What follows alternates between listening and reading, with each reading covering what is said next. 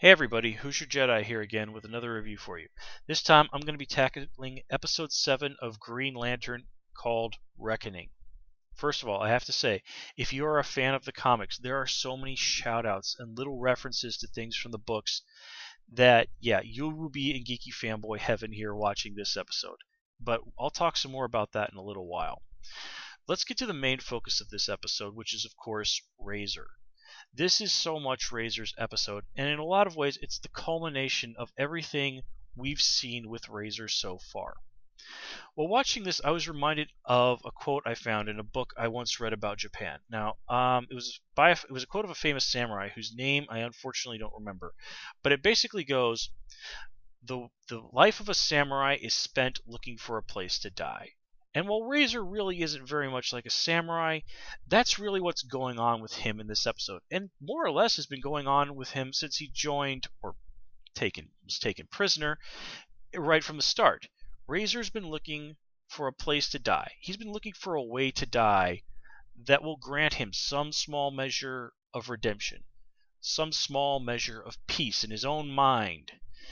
Because really, all he has left is his anger and his life, and even he, I think, realizes that his anger is only making him miserable.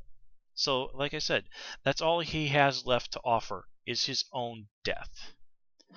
But this is kind of countered later in the episode towards the very end by Hal, who asks Razor, and this is one of the criticisms I've always kind of had of the samurai philosophy, is Hal asks Razor if he has the strength to live. And it's not just that do you have the will to, keep to fight with us against the Red Lanterns another day. I think more or less Hal is asking Razor if he has the will, the strength to try and live with what he has done. And if you really think about it, that is a terrible and painful burden to live your entire life knowing that you've done some horrible things, and that really maybe to others you can atone for this, but probably to yourself it will never be enough.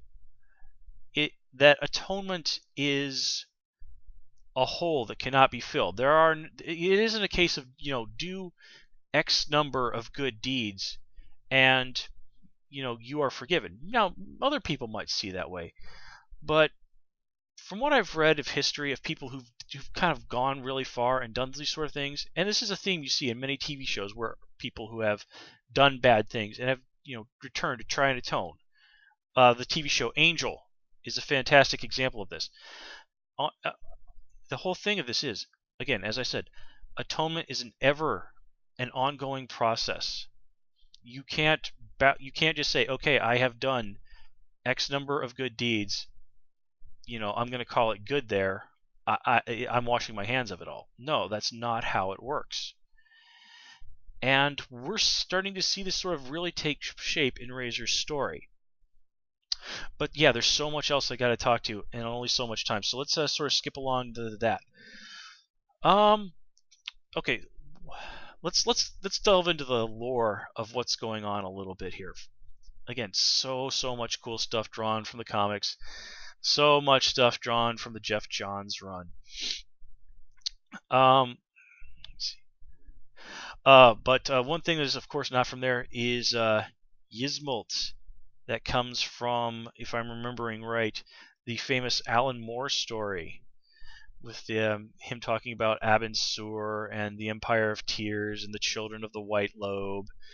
And it taps into the other lore of things like the Manhunters massacring Sector 666 and the 5 inversions and all this. And if you only know the TV shows, I'm sure you have absolutely no clue as to what I'm going on about. And for that, really, I say honestly, go out and read the comics. They're very good stuff.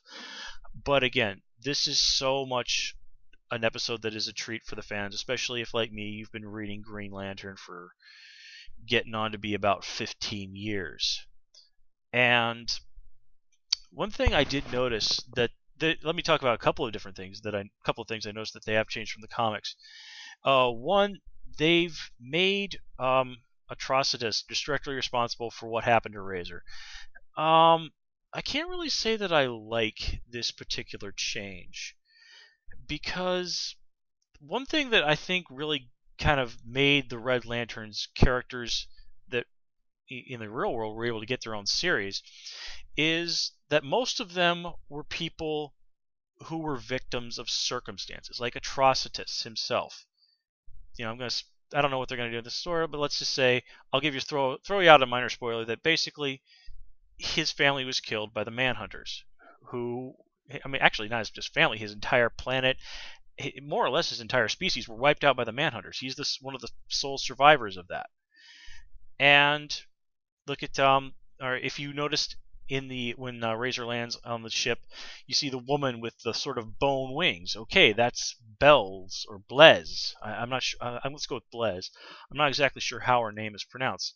Now, if you know her origin from the comics, and believe you me, this is not going to be incorporated into the show, is that she was basically captured, mutilated, and, well, let's not mince words here, gang raped by some bad guys. And, that's what ultimately turned her into a Red Lantern.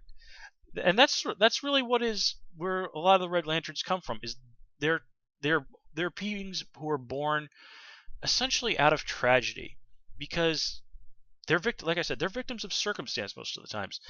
They're people who suffered terribly in life. They were abused, like Bells was, or like Atrocitus, and if you know the comics, Dexstar, who had people they loved stolen from them, and that is the source of their rage. If you go around and you take Atrocitus, deliberately inflicting, terrible tragedies and suffering on other people just to create Red Lanterns, well, it certainly does make Atrocitus a terrible and, evil villain, but it just sort of takes away that Red Lanterns, I think, are created more or less by the randomness, the uncaring randomness of the universe. Now, we've all suffered in our lives. We've all had bad things happen to us. We've all been, at one point or another, the victims in our own eyes, if maybe in not reality, of an injustice. We've all at some point been tremendously angry about this. We have all been filled with rage over something that has happened to us in our lives. And that feeling is what gives the Red Lanterns, the sympathy. Even though they're bad guys, more or less, we can see a little bit of them in us. And by turning it into, you were manipulated by some, cosmic crazy guy, no, I don't really like that. But yeah. But oh yes, I almost forgot. One of the other big differences from the comics is that they have changed the Red Lantern Oath, and they did this, I think, for two reasons. One, I didn't quite remember the exact words of the new Red Lantern Oath, but it talks about the Red Lanterns. I keep looking at my notes, as I always do, about being bended and twisted. And when you consider that they are, like, Red Lanterns like Razor are literally being created, bended, twisted by Atrocitus, then this fits. So, and the other reason, of course, is that the original Red Lantern Oath is just not appropriate for a kids' TV show. And if you do not know the Red Lantern Oath, allow me to share it with you.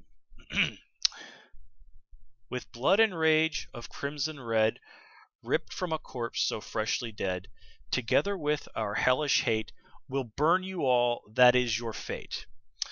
Okay, so ripping blood, ripping stuff from corpses, and the word hellish.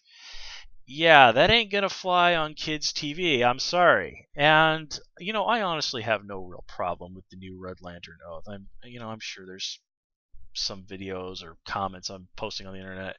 The usual fanboy, flailing, nerd rage, blah, blah, blah. That, come on, guys. It's not a big deal. Let it go. Grow up. Yeah, I told you to grow up.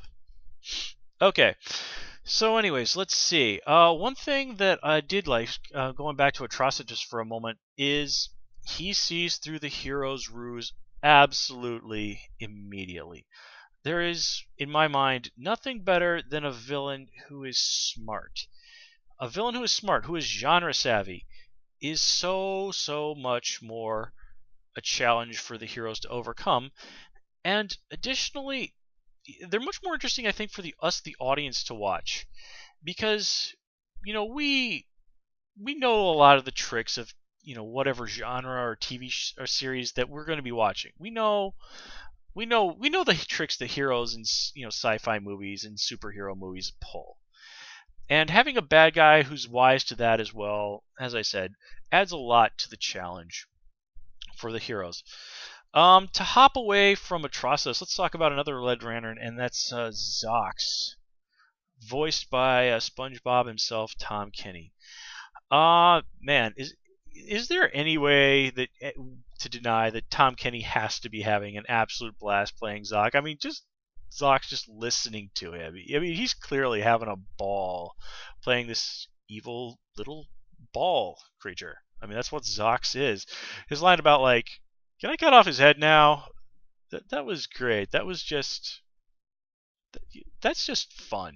And it was also the little bit of humor that we needed in the middle of what is overall really a very heavy episode. Let me see what else. Oh yeah, speaking of another philosophy, I did like the conflict between Hal and Razor at the very end. Hal hits him with that question of that very hard philosophical question of, do you have the strength to live? And Razor ends up hitting Hal back with an equally hard question, do you trust me? I mean, and this is really immediately after Razor has gone and sabotaged the ship. I mean, he didn't actually do any damage, but looking at that, looking at Razor's attitude, looking at everything Razor has done since they met, it's not really unreasonable that Hal would still not trust him. Even Kilowog is still highly suspicious, and not without good reason. There are plenty of perfectly valid reasons as to why Hal and Kilowog should not trust Razor.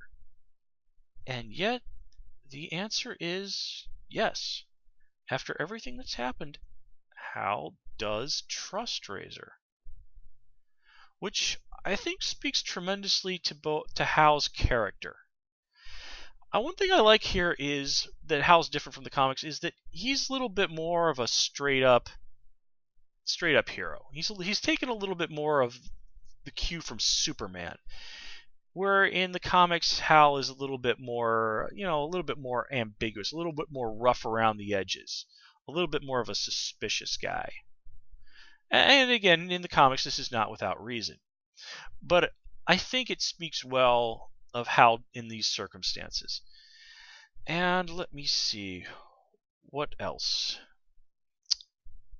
Oh yeah, one thing I do want to say is that Razor, being a character who was created originally for this show, it makes it hard for me to sometimes get a read on him. And this is, of course, because he's not from the comics, so I have no wider knowledge of this character to draw on. And in a way, that's frustrating for me as a fan, because I love my Green Lantern lore. I know it pretty well, but also the good thing is I don't know what to expect with Razor. I don't know where he's going to go. I mean, I have my theories about how this is all going to pan out, but this way Razor is able to potentially surprise me every single episode, and that's great. Okay, I am almost out of time here, folks. So once again, I ask that you thank you for joining me. As always, please comment, rate, and subscribe. And again, as always, you can also follow me on Twitter as Hoosier Jedi. I will be back again with another review for the show next week. Until then, take care and have a good one.